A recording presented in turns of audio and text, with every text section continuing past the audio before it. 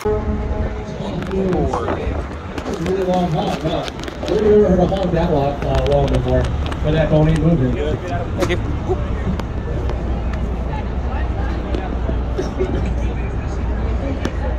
So this one looks a lot like the Burj Khalifa online, if you want to check it out. Let's go from 2009 right in front of us to the 1920s here on the left-hand side. See this big temple here on the left-hand side? It's floating on top of that 1920s building here on the left-hand side. That temple is called a Tempietto. Tempietto means little temple in Italian. There's a famous little temple in Italy that temple is modeled after. But there's not lots of Tempiettos here in Chicago. Why are Chicago architects in the early 1920s? Oh, so we're moving. Even up to 1900.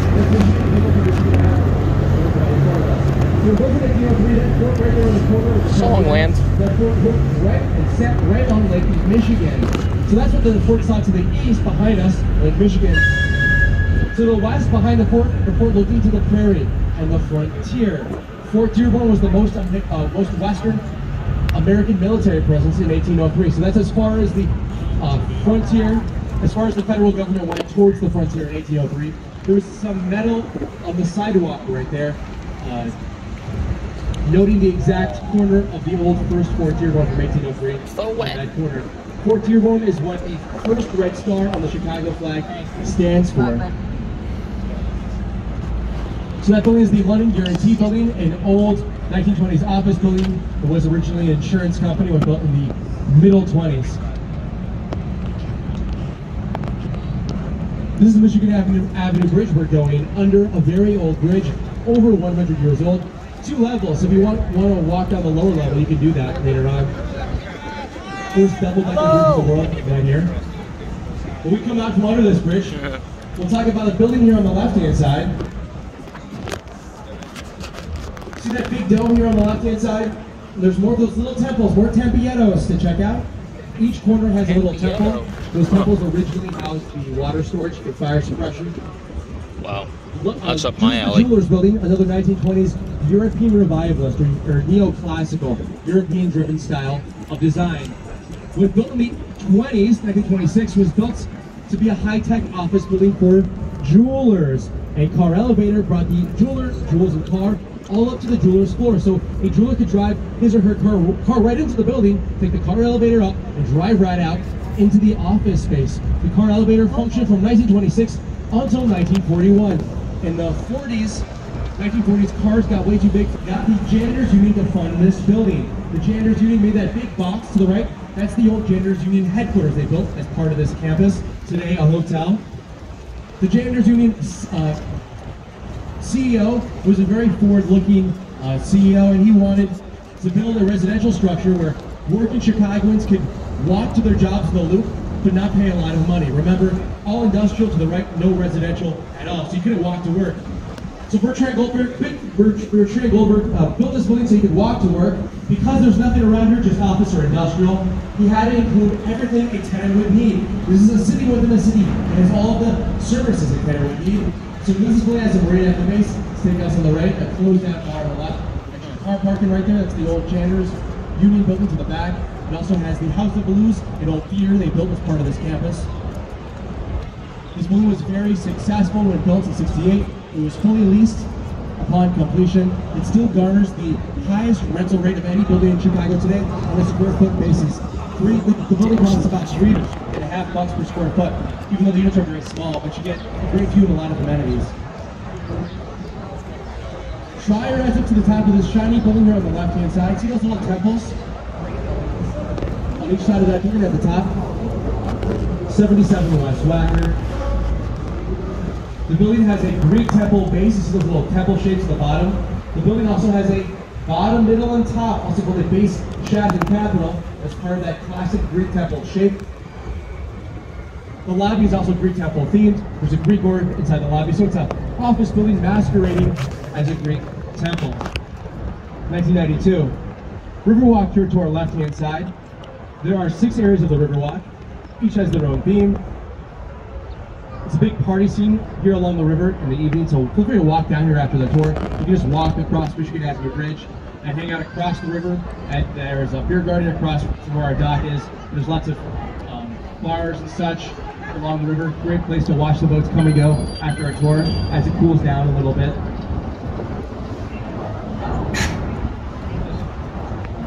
See this red brick building here on the right hand side? 1914, the Reed Murdoch building. Let's count the bays of windows on the right. Grab it with me. I count 1, 2, 3, 4, 5, 6 bays of windows on the right. Should be 6 bays of windows on the left, right? Well, let's count them up. I count 1, 2, 3, 4, 5. Wait, hold on. Why are there 5 bays of windows on the left, 6 on the right? Well, they widened this road in front of us, LaSalle Street, in 1930, after the Reed Murdoch building was built in 1914. So they just demolished the whole bay of windows here on the left-hand side to accommodate the widening of LaSalle Street. LaSalle Street was the center of the financial district in the 30s up until the 80s. The new financial district is farther west in the loop.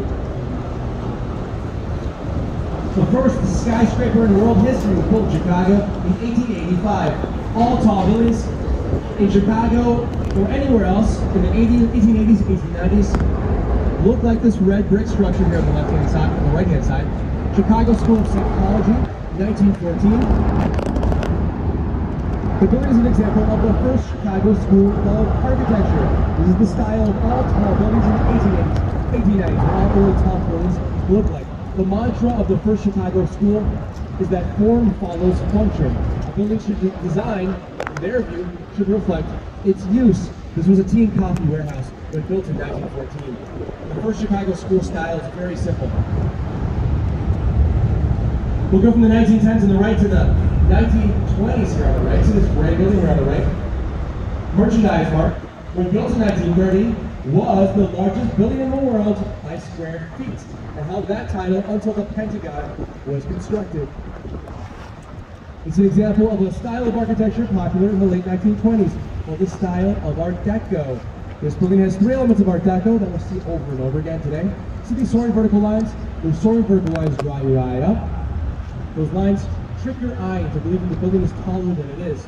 Those lines are created by deep inside windows, and the building recedes level by level at the top. Those are called setbacks at the top. So we'll see those 3 elements of soaring lines that trick your eye into drawing your eye up. Those deep inside windows and setbacks over and over again today at the very top.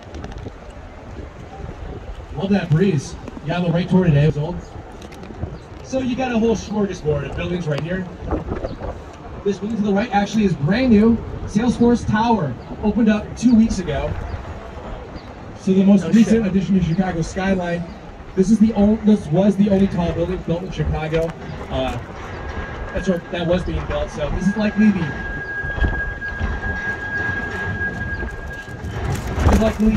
last tall building to be built in Chicago for a very long time. Chicago's known as the Windy City.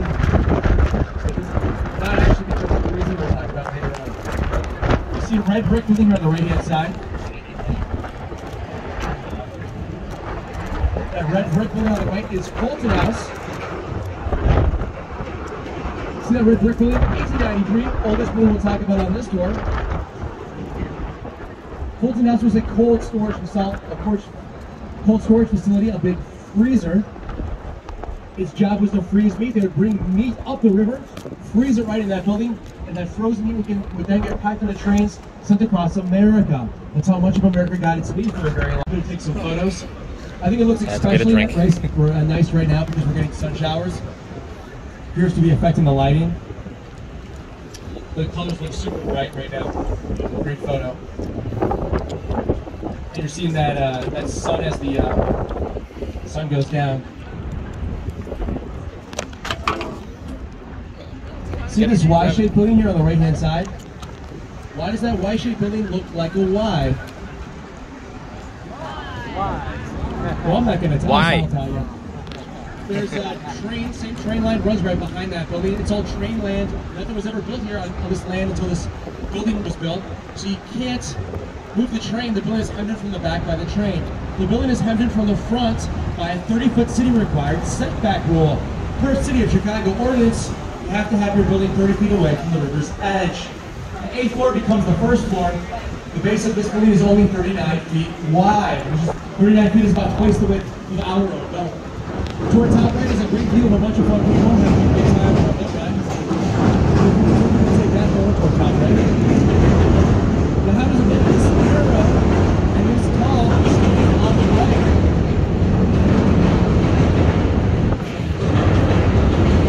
The building has 160,000 gallons of water at the very top that slosh around like buckets of water. Think of a bucket of water. If a bucket of water goes one way, water will slosh in the opposite direction, helping to reduce sway. If it heads the building goes that way, water will slosh in the opposite direction, helping to reduce sway. Bank of America Tower here on our left-hand side. See these giant tripod I-beams?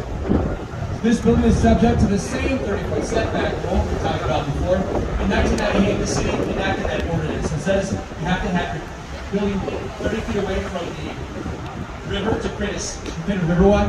The second mayor, Daley, we've had two mayors here in Chicago. Daley number 2 went to San Antonio, Texas, and was so inspired by the San Antonio, Texas Riverwalk, he enforced this one to be created. The way this building respects the river walk ordinance is by vaulting the 3rd floor with these giant tripod I-beams. That way everyone wins. Chicagoans can access the river right there, and the building starts on the 3rd floor. We'll now come into what I like to call the trophy case of Chicago architecture. We'll see 5 beautiful buildings built in chronological order, including this really beautiful building here on the left-hand side. 1929 Art Deco. Old Civic Opera building. The building has 3 elements of Art Deco. See these sort of vertical lines? Those lines dry right up. Those lines are created by deep inset windows. And you see a setback. Here this building has this throne-shaped setback. This is the more standard Art Deco setback, the throne-shaped, popular in the late 20s. See this big rectangle here where it says Civic Opera, the building? That rectangle I'm pointing at is the Opera House, at least the back of it. The big idea of this structure was that the office space to the left, office space to the right, and office space to the top would pay for the opera in the middle.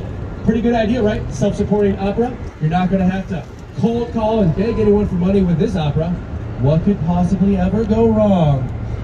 Well, a lot of things. The Civic Opera building opens up 2 weeks before the great stock market crash of 1929. The founder of the opera, Samuel Insull, is revealed to be a major financial fraudster by the stock market crash and flees to France to avoid prosecution. The Civic Opera building goes right into bankruptcy upon completion of construction, but fortunately today, the Lyric Opera is there. The Lyric Opera is very successful. West Side Story is going on right now. It goes on to the 25th of June. So the Art Deco era and the Roaring 20s ends with the stock market crash of 1929, which was followed by the Great Depression, which was followed by World War II. So there's not a lot of office buildings built between 1929 and this era here on the right-hand side. See these 2 black boxes on the right?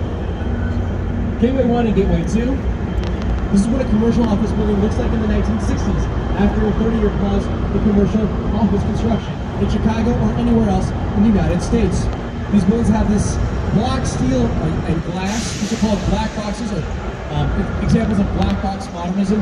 The style itself is called modernism. This style, modernism, was very popular. Even in the 1920s in Europe, the style was popular. Not in the US though. That European revivalist style was the most popular style in the US for a very long time. But during World War II, a lot of modernist architects from Europe fled to the United States and influenced Chicago and New York architecture for a very long time. We'll go from the 60s down to the 70s. See this white boxy structure on the right? Gateway 3, this is what a commercial office building looks like in the 70s. In the 70s, modernist architects got a little bored with that boring black box. So they went a little crazy, got a little wild. Started building white boxes and yellow boxes, red boxes, beige boxes. You'll see a brown box in Chicago and New York here and there. But this is what a 1970s office building looks like. A box that's just not black. We'll go from the 70s into the 80s at the end of our time machine. Right, see this curvy building? This curvy green one? This curvy green building is Gateway 4. An architect named Robert Venturi built a house for his mom for retiring in California in the 1960s. That house for his mom was surreal, dreamlike, curvy, and he invented the style of postmodernism with that house. This is a postmodernist office building from the 1980s. This is what an office building looks like in the 80s.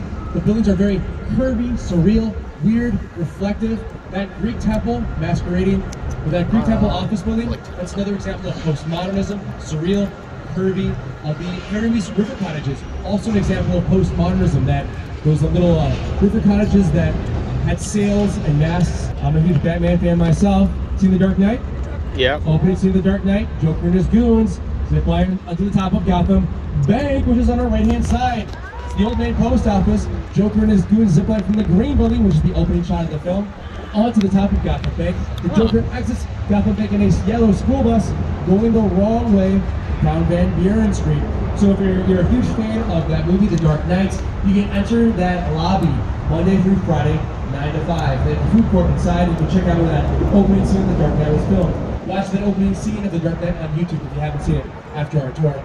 The building on the right is, in reality, the Old Main Post Office, built in the 1930s when Chicago was the catalog capital of the world. In the 30s, all the catalogers were right here in Chicago. Montgomery Ward, Marshall Fields, Sears Roebuck, and they were all here. It was like having 3 to 5 Amazons in one single town. They needed this post office, the largest post office in the world at the time of construction, to help them manage their mail. But these days, no one's using mail, so it's way too big to be a post office. So it's been converted to a commercial office building. You can work there. It's still a very complex use of urban land. This highway runs right through the old post office. A line of the train line runs right through the old post office. And on top of the old post office is the largest rooftop park on planet Earth. When we come off one of that bridge, I'll have a moment to tell Chicago's a foundational story. Chicago's story is best told in 3 very quick acts. And the first act of Chicago's story starts about 5 blocks away on our right-hand side. At around 9:30 at night on DeKoven Street in Catherine O'Leary's barn. You see, in October of 1871, the city had never been drier. There had been no rain from July to October for many months, and much of the city was constructed in wood, including, crucially, the sidewalks. The sidewalks also constructed in wood. Remember, 1871, Chicago is the capital of the West. It had those 5-foot suspended wood sidewalks so you wouldn't walk in the mud. A fire breaks out in O'Leary's barn, 5 blocks away to our right, and due to high winds, fire tornadoes form. Fire tornadoes pick up pieces of wood, 5, 10, 15 feet long, and launch them several blocks behind the line of firemen fighting the fire. One of those fire tornadoes picks up a piece of wood, flings it across this river right here, and that piece of wood launches into a bin carrying coal, which ignites, bringing the fire to the downtown area and the loop. Another fire tornado picks up a 15-foot piece of wood, throws it across the main bridge where we got on the boat, and that piece of wood hits a kerosene train, which explodes, bringing the fire away all the way up to the north side. All the north side of the city is destroyed. All of the loop here to our left, downtown Chicago, is destroyed. The area to the right where the fire began actually is pretty well off, because the winds were going to the back left, 40 miles per hour. You were actually the best where the fire began, but nobody knew that, so some folks didn't know that and ran out to the prairie. The prairie was very close, and they just lived in the prairie for the 2 days of the fire. But most people ran out to the lakefront, jumped into the water. Bad place to be. The fire tornadoes are picking up pieces of wood and launching them right into Lake Michigan. The fire rages for 36 hours, a 3-day fire. The fire rages from Friday to Sunday morning. The fire destroys 3.5 miles in the city of Chicago. Over 100,000 Chicagoans are made homeless, and 300 souls lose their lives. The fire is the worst. Hear me out. Also the best thing to ever happen to Chicago, and I will briefly explain. You see, in the year of the fire, 1871, there's only around 300,000 folks living here. But just 9 years later, the population has exploded by 200,000 additional more people. Well, what's going on where everyone's moving to the site of a disaster zone? The fire was the worst urban fire in global history. Sorry, Rome. Sorry, London. You see, after that fire, the city of Chicago reached out to architects to move here to rebuild the city. And those architects who moved here in the years after the fire built with brick instead of wood, built taller instead of shorter. And as a result of all that experimentation, the first steel structure building, the first skyscraper in world history, is built in Chicago's downtown in 1885, just a few years after the Great Chicago Fire of 1871. For all human history, all construction had been wood, stone, or brick. So that first steel structure building, 1885, is a great break with the past. The location today of where the fire began, 5 blocks away on the right-hand side. You actually can see the site. There's a light on top of a big steel post that shoots up into the air. That's the location today of the Chicago Fire Department Training Academy, where the fire, you can walk into that lobby of that training academy and see a fireman's Maltese cross on the floor of that lobby. And that's the exact spot, air quotes, exact spot where the fire began in O'Leary's barn that night at 9:30. Air quotes because like everyone knows the piece of land, but no one knows exactly which corner of the barn, example, you know. So they just made up a spot on the lobby. Okay, it's that spot. They have a little shrine there. But yeah, you can go in there, it's public. The next Quaker Act of Chicago's foundational story is the World's Fair of 1893, held along the lakefront on the city's south side. Daniel Burnham is the chief architect of that World's Fair, and Burnham designs a whole city of permanent buildings painted white and built in the Greek and Roman styles. 27 million people come to the World's Fair of 1893 over 6 months, and those folks go back home to wherever they came from and tell their friends that Chicago truly had become a world-class city in the years after the Great Chicago Fire. The last remaining structure of the World's Fair is the Museum of Science and Industry, which you can go see today. The last and quickest act of Chicago's foundational story is the Burnham Plan of 1909. You see, the city of Chicago reached out to that same architect of the World's Fair, Daniel Burnham, and asked for a plan to accommodate Chicago's growth for the next 100 years. The solution is the Burnham Plan, and you've already seen many elements of the Burnham Plan in action. Daniel Burnham had studied architecture in Paris. He wanted to make Chicago the Paris on the prairie. So Burnham modeled the new double-wide Michigan Avenue after the grand boulevards of Paris. Burnham modeled the Riverwalk, which we passed on the main branch after the river that cuts through Paris, the Seine. And the last thing I'll mention on the Burnham Plan is the extensive lakefront and park system, which Daniel Burnham modeled after Paris's public gardens. So that's Chicago's foundational story in 3 quick acts. The Great Chicago Fire destroyed the city, but the city came back stronger. The World's Fair of 1893 cemented Chicago's status as a world-class city. And the Burnham Plan created a vision of beauty for the next 100 years that we get to enjoy on this lovely, lovely late afternoon cruise. As you can see, we're turning around. We're going to head back out down the South Branch, out to the front door of the Chicago River, the Chicago Harbor Locks. As we turn, you'll have a great view of the tallest building in Chicago. See that tall black building here on the left? That's the Sears Tower. See those white antennas, tall black building. We'll talk about that building in a moment, but I'm going to jump off the mic now. So let me know if you have any questions. Now's a great time to grab a drink or to use the restroom, and I'll be back in the mic in a few minutes to talk about Sears Tower and a couple other of these cool buildings. Have a drink at the bar before we head back to the dock. I'll be back in the mic in a few minutes to bring us right back to where we started at the dock.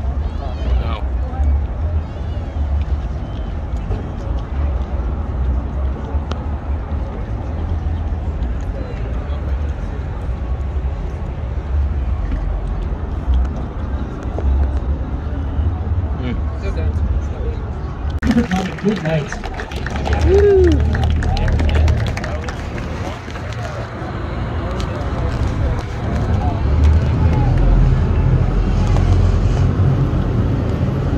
Please remain in your seats. Please do not stand up as close come to the dock. Thank you.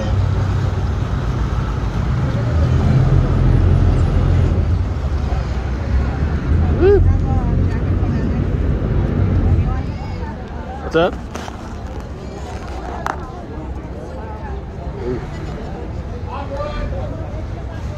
All right, everybody, please remain seated for just one moment. Give my crew time to quickly as we get the ramp on board, give us both time to settle into its moorings. While you wait, don't have another big old round of applause for Super Dan.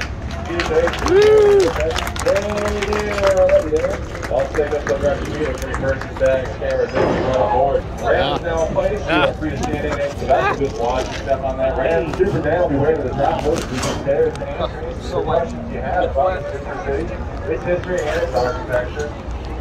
Anything else you might